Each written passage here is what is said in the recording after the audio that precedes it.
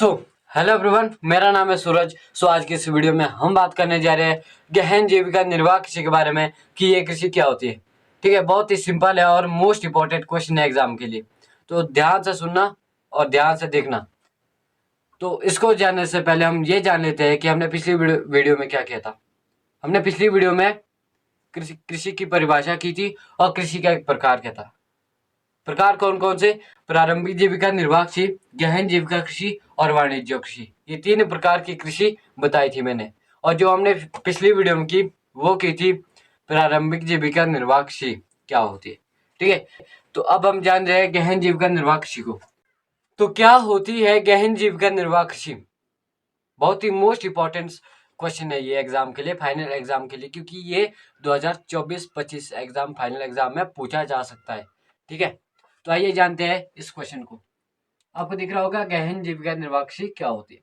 वह खेती जो उन जगहों पर की जाती है जहां जनसंख्या का घनत्व अधिक होता है।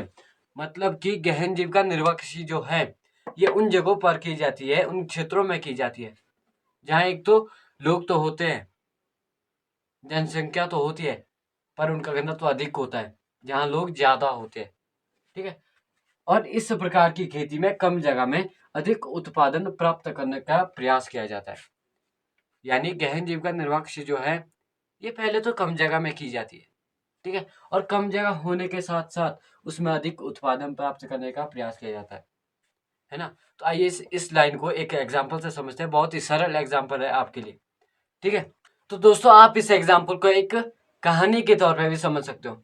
ठीक है, क्योंकि मैंने आपको बताया था ना कि गहन जीविका निर्वाह कृषि जो होती है वो पहले तो कम जगह में की जाती है, और कम जगह होने के साथ साथ उसमें ज्यादा उत्पादन उगाने या प्राप्त करने का प्रयास किया जाता है। ठीक है, जो वो लाइन है, वो कंसेप्ट है, वो इसी एग्जाम्पल से आपको क्लियर हो जाएगी। तो ध्यान से देखना और ध्यान से सुनना ताकि ये कंसेप्ट आपको क्लियर हो जाए। ठीक है, तो एग्जाम्पल क्या बोलता है कि एक बूढ़ा पिता है, उसके तीन बेटे हैं। एक का नाम है रोहन लाल, और एक मोहन लाल, और एक दोहन लाल। उसके तीन बेटे हैं। ठीक है, और तीन बेटे होने के साथ साथ उस बूढ़े पिता के पास 3 बीघा जमीन भी है, और वो पिता क्या करना चाहता है, अपनी उस 3 बीघा जमीन को अपने तीनों बेटों को बांटना चाहता है, क्योंकि वो बहुत बूढ़ा हो गया था, 60-70 साल का हो गया था, जिससे उससे ज्यादा काम नहीं कर पा रहा था। ठीक है, तो बूढ़े पिता ने जब वो 3 बीघा जमीन अपने तीनों बेटों को बांटा, तो क्या उस खेत में क्या हुआ कि पहला बीघा रोहन लाल को आ गया, दूसरा मोहन लाल को आ गया, और तीसरा बीघा दोहन लाल को आ गया। ठीक है, अब वो खेत बांटने से क्या हो गया? ठीक है, खेत बांटने से क्या हो गया, एक तो फसल बढ़ गई, खेती बढ़ गई। खेती कैसे बढ़ गई कि पहले जब वो बूढ़ा पिता खेती करता था, ठीक है, एग्जाम्पल के तौर पे मैं समझा रहा हूँ कि खेती, जब वो बूढ़ा पिता खेती करता था तो वो, मान लो वो मटर की खेती करता था, तो वो एक दाना इधर, एक दाना इधर, एक दाना इधर, ऐसे करके ऐसे करके ऐसे करके वो एक लाइन में मान लो 10 दाने बीजता था।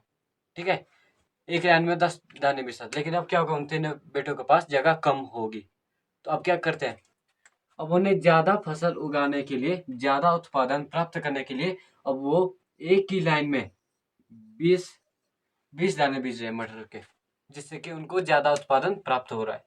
और अब उन तीनों बेटों के पास अलग अलग खेती आ गई। अलग अलग खेती कैसे आ गई कि पहले वे मिलकर काम करते थे, ठीक है, तीनों भाई मिलकर काम करते थे, लेकिन अब क्या हो रहा है, उन तीनों बेटों के पास अलग अलग खेती आ गई, अपने अपने खेत आ गए, अपने हिस्से के खेत आ गए।